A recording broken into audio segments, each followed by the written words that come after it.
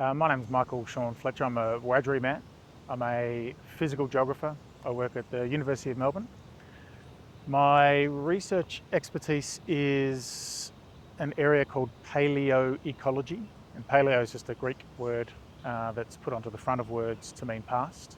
So I'm really interested in past ecosystems or how environments change through time. I'm also the Associate Dean Indigenous in the Faculty of Science. So I run the Indigenous strategy. I'm a Deputy Director of an ARC Centre of Excellence for Indigenous and Environmental Histories and Futures, which is a 7-year-long $100 million project funded by the federal government, working with Aboriginal communities across the country and academic institutions across the country and museums and other collection institutions to basically reframe and reassociate Aboriginal knowledges with the academy so that we can come up with a better future.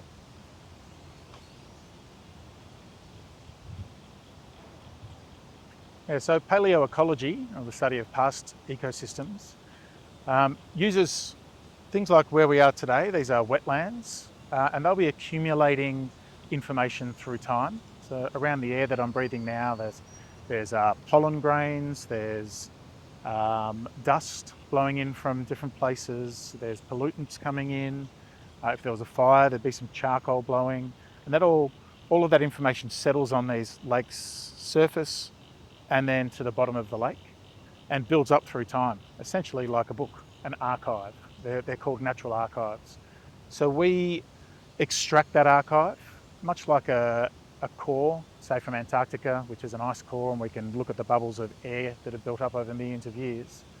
We unpack this archive or this book through time, and we can understand how the landscape's changed. So how plants have changed, how fires changed, how erosion's changed, how pollution's changed, all of these sorts of things. And by piecing this together, we can rewind the clock really and go back millions of years if the conditions are right.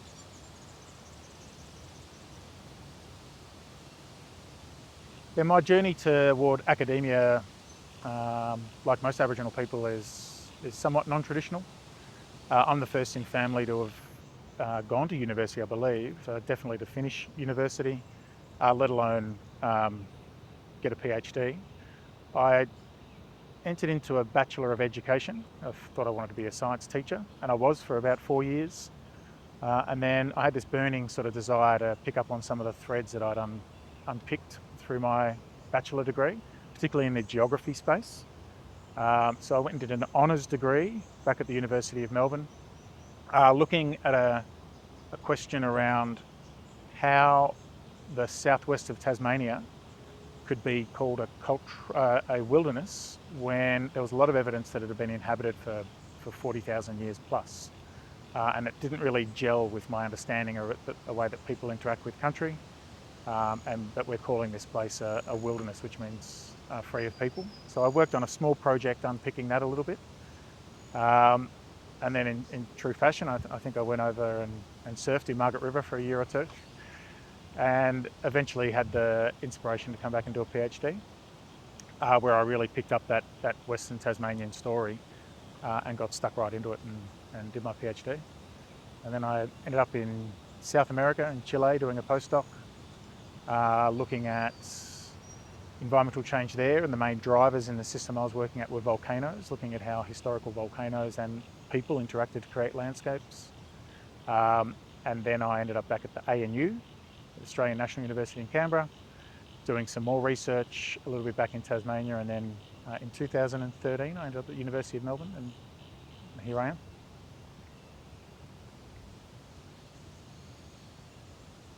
Yeah, so the substantive part of pretty much all of my PhD was focused on this really unique part of Australia, Western Tasmania. It receives around 3.5 metres of rainfall a year, which is, if you think about here in Naarm, it's around 700 millimetres a year. So it's a really high rainfall area. It's cold. The biogeography of the place is a big mountain range that splits the island in half. So the west is really wet, and within 100 kilometres you're down to 400 millimetres of rainfall on the other side of those mountain ranges. So it creates this really binary landscape. And there have been a lot of papers published puzzling on what was called the anomaly between the vegetation you would expect there, which should be cool temperate rainforest, and the vegetation you actually found, which is really fire-promoted grass-like vegetation, which dominates. It's around 40% of the landscape is this fire-promoted vegetation. And the anomaly was that it's just so incredibly wet there that lightning strikes are usually accompanied by high rainfall. And the presence of lightning alone couldn't really account for the landscape. There was also archaeology, that dates back just over 40,000 years of people living in this landscape. So I went about taking these sediment cores and trying to understand how long it had been open for and how that related to human activity. And it turns out that these landscapes are completely constructed. They were constructed by Aboriginal people. For the million years before the arrival of people, this landscape had sort of switched between rainforest when it was nice and warm like it is in the period we live in. Then an ice age would come in and grasses would dominate, and then that ice age would end and rainforest would come back in. Right after the arrival of people, that landscape radically changed, and it was basically an open fire-promoted landscape completely from when people arrived until the British invasion. So it really reframed this area that's called the wilderness as actually a cultural landscape that was designed and maintained by people over millennia. And that's kind of underpinned a lot of the work that I do now. And there has been recognition of this, but the area is still called a wilderness area, as are many places in Australia right now, which is a real jarring reality when this is one of the longest inhabited places on Earth by continuing culture, and where just about everywhere we look, you can see evidence of human creation of landscapes, yet the landscapes are still routinely called wilderness.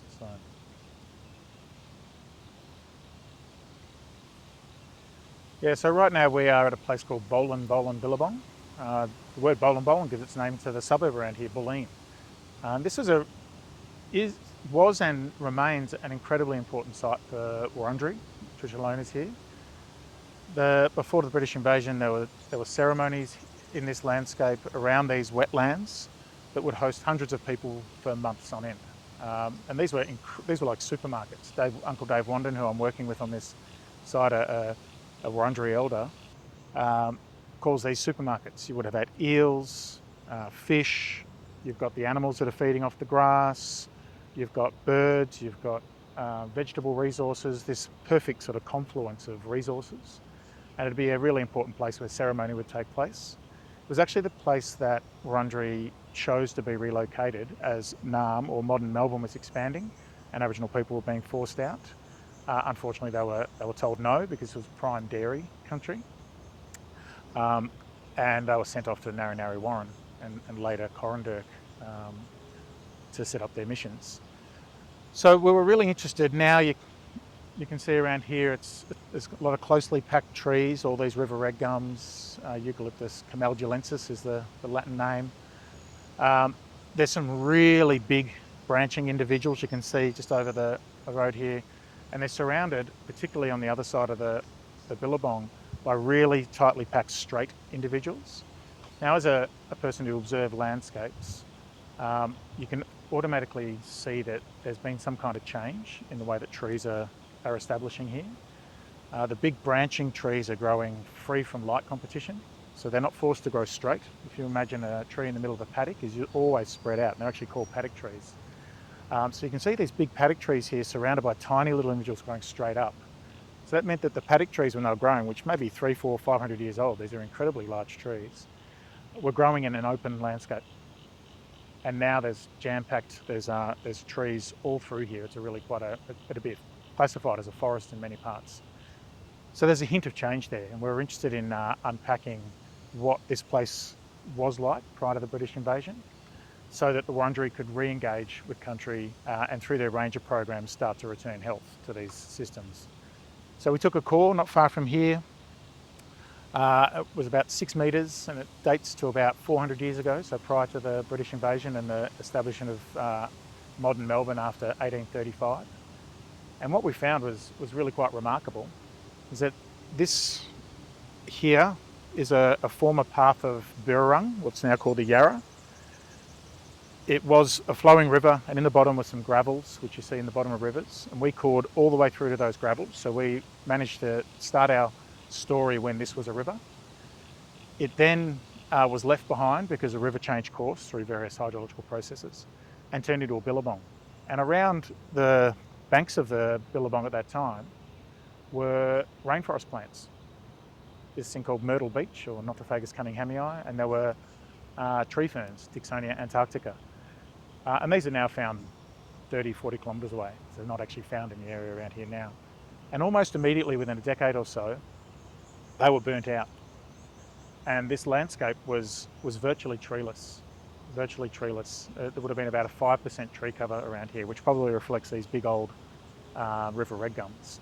So the Wiradjuri converted this landscape, wrapped it into their economy, cleared the banks so that they could do things like harvest eels. These billabongs like this are an important eel reservoir where people can harvest eels. And we see this pattern now that is emerging across all these billabongs when they're created. The fringing sort of rainforest plants are cleared out, and you have basically a treeless grassy landscape. So the Wiradjuri are wrapping this into their economy, and then the British invade, and what happened after that was a whole lot of weeds come in. You see dairy farms in and around these sorts of areas, and this is really quite telling. There's this national myth in the formation of modern Australia that white people or the British came and tamed the land and cleared the land and turned it into productive land. Well, we know from the writings of surveyors and things like that that that's just categorically not true in many places. And the empirical data here, the scientific evidence shows that basically the British walked into a curated open farming landscape, and all they had to do was put a bunch of cows in here. So they actually did nothing to improve this, they just took it. And it's really telling that within 2 years of Melbourne being established, in 1835, there were 700,000 sheep in and around Melbourne. And so that's a landscape that's being filled with sheep that was already open, you know. And we see this repeated story throughout this series of billabongs along the lower Birrarung. So it's really quite powerful data to show basically landscape architecture by the Wiradjuri, wrapping this into our economy, and then the British essentially capturing this landscape and considering it so bountiful because of that work that was done. And that work now is being employed by the Narrap Rangers, who are caring for this now. And we're sitting right next to where the first cultural burn in 150 or so years was performed earlier this year, based on the work that they've done with some other colleagues and the sediment work we've done here to re-establish health of these systems.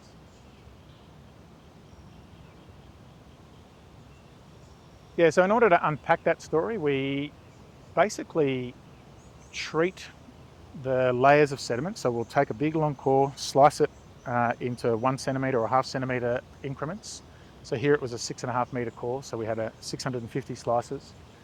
And then each and every one of those, we treat with different chemicals to dissolve everything we don't want. Yeah, so if I want to look at charcoal, I hit it with some different chemicals to remove everything but the charcoal. If I want to look at the pollen, I'll treat it with different chemicals to leave the pollen behind. And if we're interested in flood history here, we dissolve everything except the fine grains that come in with floods.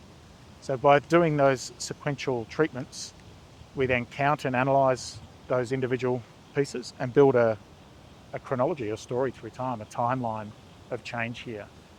We use things like microscopes. We have basically lasers that tell us the elemental or the composition of polymers and all these sorts of things in the sediment that can reveal about environmental change. We scan it with a particular light that can give us readouts of different elements like titanium, iron, zinc, silica. All these fragments, all these partial bits of the past combine together to give us a nice constrained story. It's like a Venn diagram of multiple possibilities. And by having more and more and more sets of data, you narrow the area of overlap and you constrain the potential explanations of that. So you can actually really get a tight picture of what's happened in the past. So by applying all of those kind of different scientific technologies and methodologies.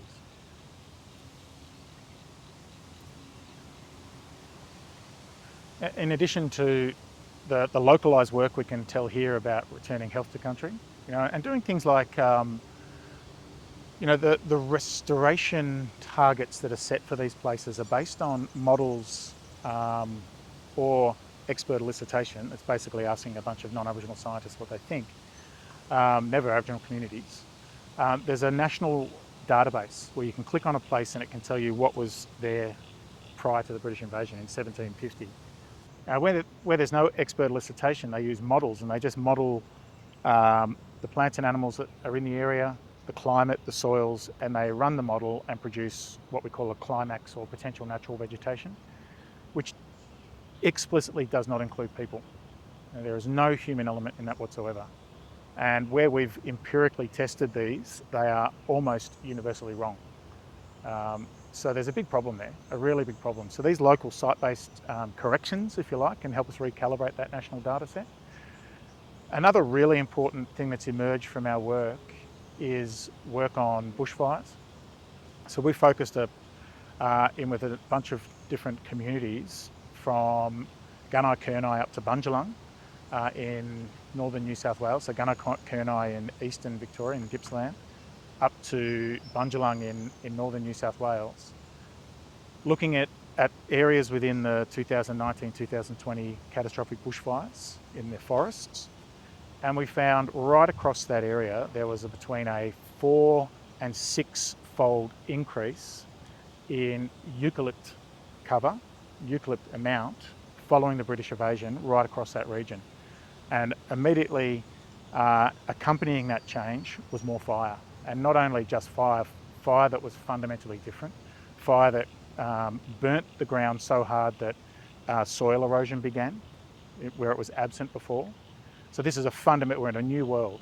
And what it shows is that Aboriginal people were very cognizant of the dangers of this amazing tree, the eucalypt, the most flammable tree on earth, which actually changes fire regimes. If you get too many of them in there, you create a catastrophic fire loop, and you're locked into a flammable system. Aboriginal people were keeping what are now forests as open woodlands. Tree cover went from about 5% to 40% in some of these places, or even greater in some areas. So Aboriginal people were keeping these fires safe. And in those areas, in the past where there were really strong droughts, equal fire weather to what we experienced in 2019, 2020, there were no fires. So the Aboriginal people were keeping safe, productive, and climate resilient landscapes when it comes to wildfire. And that was ended by the British invasion, massacres, removing people from missions, removing the care that country needs, and eucalypts have been let out of the box across this forest estate. And so now this climate-driven catastrophic fire problem we're living in is a product of the lack of care. And now climate can really engage these forests and cause big problems. So it really shows a way forward. We have this big focus, which I think we need to do, on sequestering carbon, but that's a decades-long solution. And we have fires now, an ever-present danger. And we know that by working on the vegetation cover, by returning Aboriginal care through cultural fire, that we can wrestle back control of these systems and disengage them from the climate. So it's a really important finding.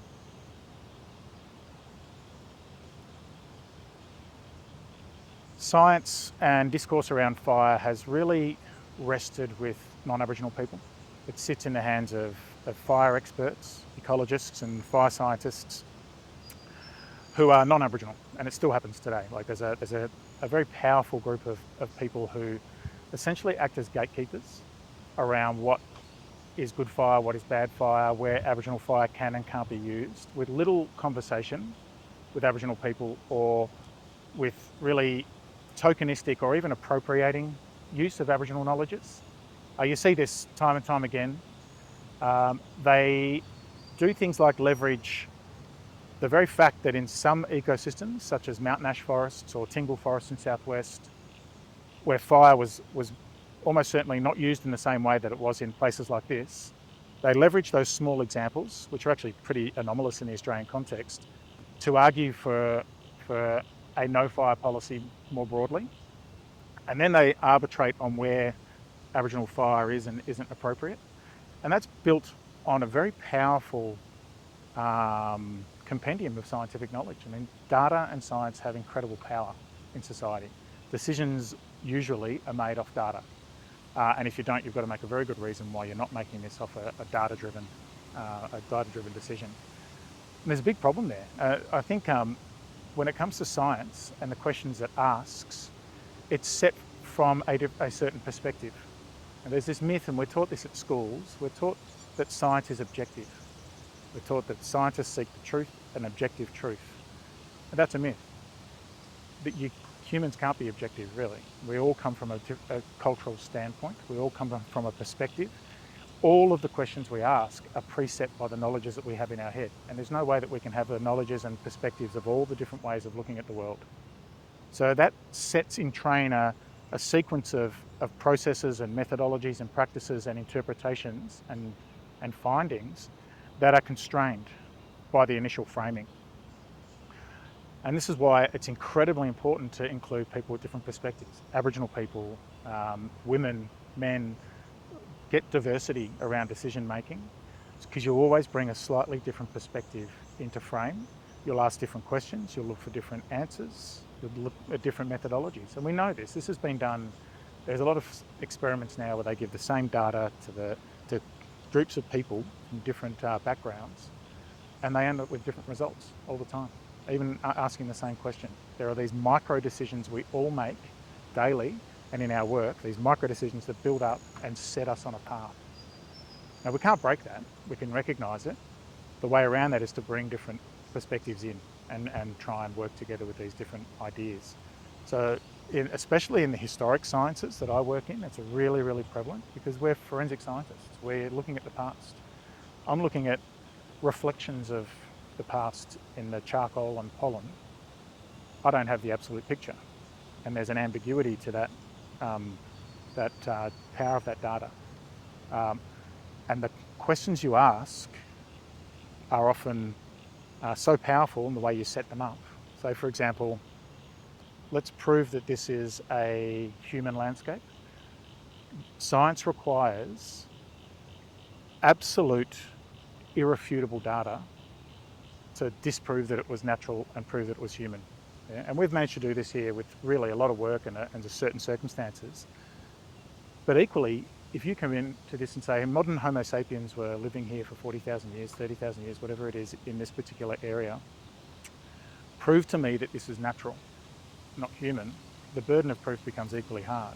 So there's an unequal burden of proof that isn't recognised in science. And it's just an artefact of, especially when we're going back in time to periods where there's no scientific data collection. We have to go back 250 years ago, 300 years ago, 500 years ago. Without getting into a time machine, we're dealing with looser and looser sets of data to overturn our initial hypothesis. Yeah? And so that initial hypothesis carries really incredible importance. And what's happened in this landscape in Australia is that we were, right from the moment the Cook landed at Botany Bay and shot 2 Dharawal men and walked up the hill and claimed it unoccupied, right through to being called intelligent parasites, right through to Terra nullius, right through to the modern day framing of this is natural, prove that it was human. That starting point has always been to remove us.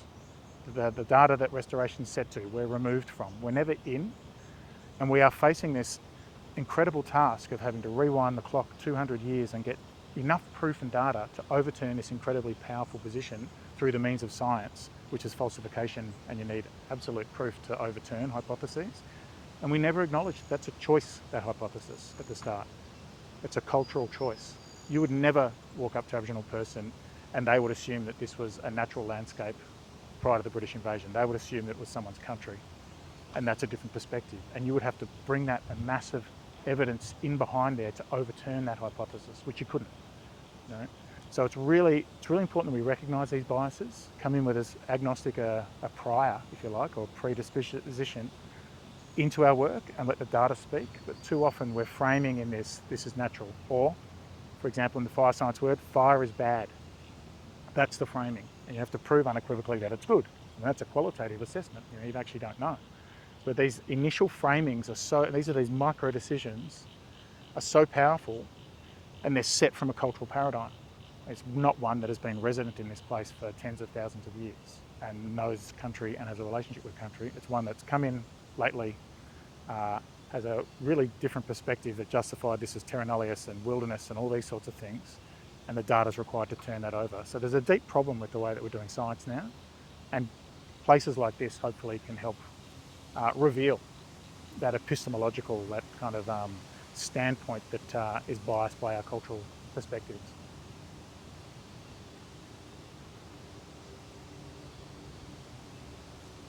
Yeah, a potential solution here around what I call this epistemic bias is to meaningfully engage with people who have been in the land that you're working in for millennia.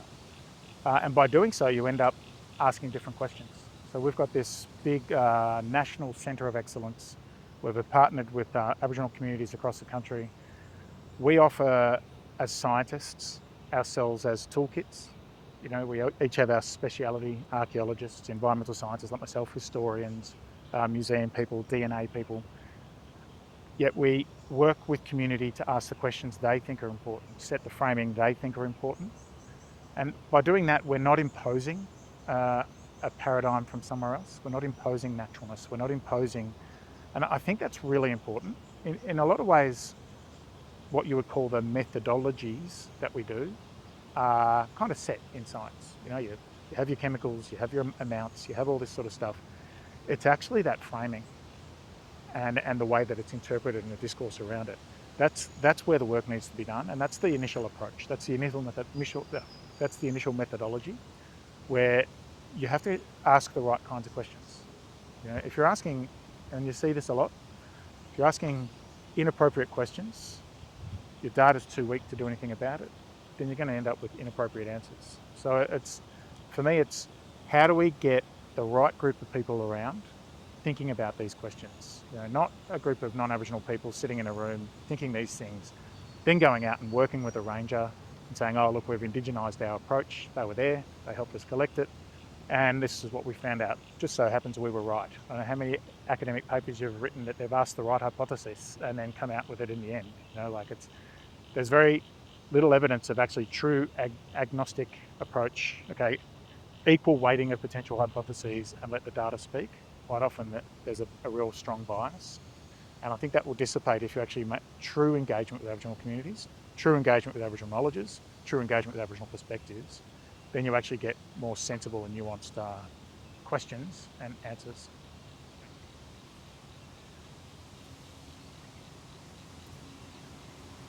Yeah, so throughout my academic career, I've actually witnessed substantial change in the way that science is done. Not ubiquitously. It's often concentrated around certain individuals and then permeates out to a more systemic change. But you see now within institutions more meaningful engagement with Aboriginal communities, a requirement by the institution to engage with Aboriginal communities if doing work on Aboriginal knowledges or country. I notice that the Australian Research Council now has a board of Aboriginal people assessing projects, so you don't end up with ridiculous situations like an Aboriginal community being met by non-Aboriginal scientists saying, hey, we've been funded by the government to do archaeology on your community, and they're like, we've never heard of you before. I mean, these things just shouldn't happen. You know, like a true partnership, there's a big focus on true partnerships. There are still, power's a difficult thing to relinquish.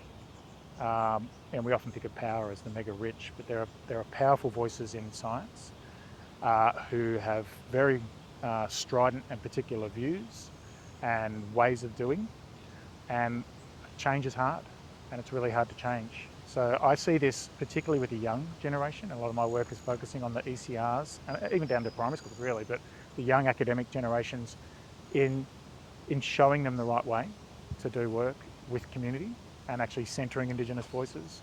In the University of Melbourne, and I know this happens in other institutions, we now recruit academics that might not have traditional pathways, PhDs, but it's knowledge holders. There's a lot of opportunities to actually bring different perspectives into the institution. I'd say over the last 5 to 10 years, there's really been an acceleration in that, and it's really pleasing to see. Change never happens quick enough, but we've been waiting for a couple hundred years, and I'm sure sure we can keep going for more.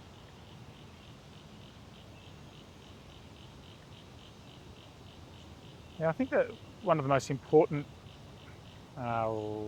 revelations, is authentically Indigenous-led research. You know, not people just being put on the paper. This actually being led by ranger groups, this actually being led by communities with academics bringing in support where required. That to me is the most pleasing and really will be the most transformative part of where we're going. It allows more authenticity of Aboriginal ways of knowing and being. There's some work to be done around how that's received in scientific literature, you know, with nomenclature and different kinds of uses of words and phrases and these kinds of things, which, you know, a good example is the furor around Bruce Pascoe's Dark Emu, really centering on semantic gatekeeping around the word farming. And I'm not comfortable with the word farming because I think what Aboriginal people were doing and have the potential to do is a lot more sophisticated and sustainable than farming. Farming should be a pejorative, it's actually a negative. It's actually an extractive, barbaric process of which you just take. Whereas what was happening wasn't farming. It's got some elements of that, of actually domestication of species and increasing of crops and these kinds of things. So I'm glad that was brought to light because, yeah, we don't want to be lumped as earth destroyers who do these sorts of things with no relationship. So there's those sorts of issues, but really I think the most transformative thing is a lot of this stuff is now moved beyond tokenism to actual genuine engagement and Indigenous-led research, which is really going to be really quite powerful, especially when it comes to the stuff that I'm interested in. But medicine and food and all sorts of things, and cosmology, all these sorts of things will really benefit from that. Because if we face it, we're living in a world faced by incredible challenges. There's a lot of nihilism out there about climate destruction, fires, all these sorts of things, and all of those have been created by the current worldview that dominates. They weren't a problem until this worldview dominated the earth and put in inappropriate relationships with the world around it. Extractive things like farming, mining, all these sorts of things. And the solution isn't, and we know this from the trillions of dollars that have been spent globally on trying to solve it with the same approaches that are failing. The solution isn't that. The solution is different perspectives and solutions that are born from country and the people who are on it.